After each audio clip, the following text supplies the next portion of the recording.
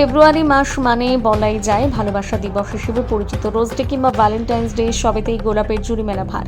প্রেম দিবসে যুগল প্রেমিক প্রেমিকা গোলাপ নিয়ে প্রেম নিবেদন করে একে অপরকে, আর সেই রংবাহারি গোলাপের জন্য গোলাপগ্রাম হিসেবে পরিচিত লাভ করতে শুরু করেছে পূর্ব মেদিনীপুর পাঁশকুড়ার পারলঙ্কা গ্রাম। কয়েক বিঘা জায়গা জুড়ে বিভিন্ন প্রজাতির গোলাপ চাষ হয় পারলঙ্কা গ্রামে, এমনকি গোলাপ ফেস্টিভ্যাল হয় এই পারলঙ্কা গ্রামে, যেখানে বিভিন্ন পর্যটকরা আসেন এই গোলাপ ফেস্টিভ্যাল মেলায়।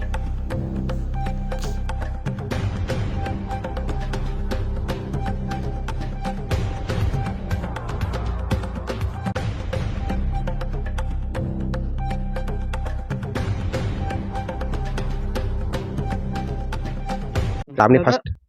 সামনেই তো 14 ফেব্রুয়ারি মানে হুম, ভ্যালেন্টাইন্স ডে। হুম, হুম, প্রেম দিবসে গোলাপ দিয়েই তো প্রেম নিবেদন হুম, হয়। হুম, হুম। সেই জায়গায় গোলাপের শহর এক প্রকার বলাই যায় পারলঙ্কা, গোলাপগ্রাম গোলাপগ্রাম হিসেবে পরিচিত। সেখানে গোলাপের চাহিদা কিরকম রয়েছে বা উৎপাদন কেমন? উৎপাদন খুব ভালো আর চাহিদাও প্রচুর। আর এই সময় গোলাপ ফুলের দামও অনেক। এখন 2 টাকা 3 টাকা পিস এই মুহূর্তে। আম, সেই সময় এই 14 ফেব্রুয়ারিকে সামনে রেখে এখন বিক্রি বাটা কেমন? এখন বিক্রি বাটা খুব ভালো আছে। হ্যাঁ, আবার বিদেশে ফুলও যাচ্ছে এখন দিল্লি টিল্লি। হ্যাঁ, আমাদের এই কলকাতায় যে মল্লিক বাজার আছে ওখান থেকে ফুল চারধারে সাপ্লাই হচ্ছে।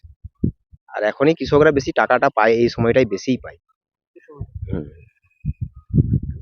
কত ধরনের এখানে প্রায় 40-50 রকম কালারের এখানে ফুল চাষ আছে।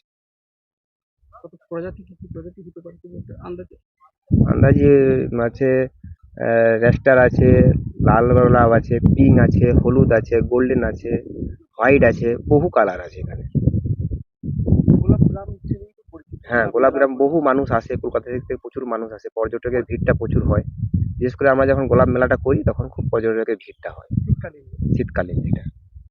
হুম। আপনার নাম? আমার নাম অভিরাম দাস।